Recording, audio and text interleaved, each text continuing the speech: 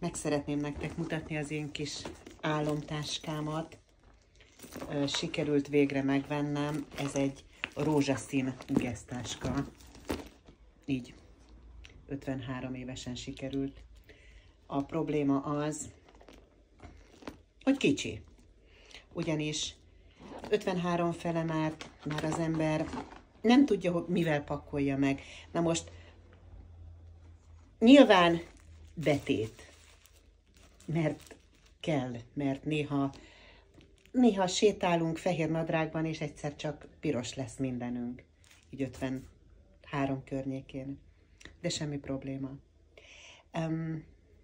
A másik, amire nagyon büszke vagyok, hát ez a tabletta, aranyat ér. Reggel, este beveszed, ugyanúgy klimaxolsz.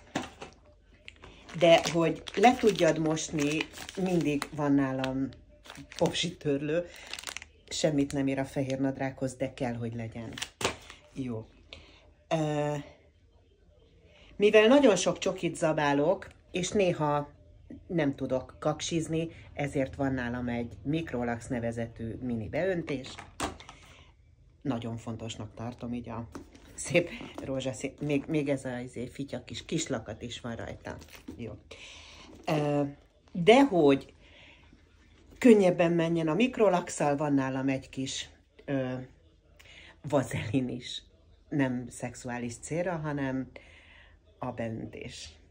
Sokkal sikeresebb. Igen. Utózöngének természetesen aranyérkenőcs és kúp. Ez elengedhetetlen nálam az én táskámban.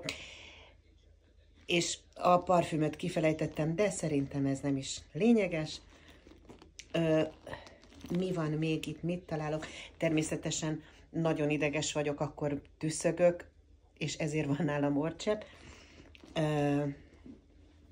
És amikor már teljesen kivannak az idegeim, mert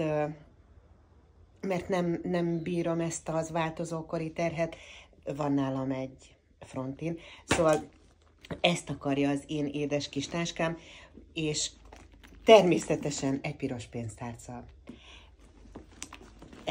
Ezt akarta az én rózsaszín kis gesztáskám.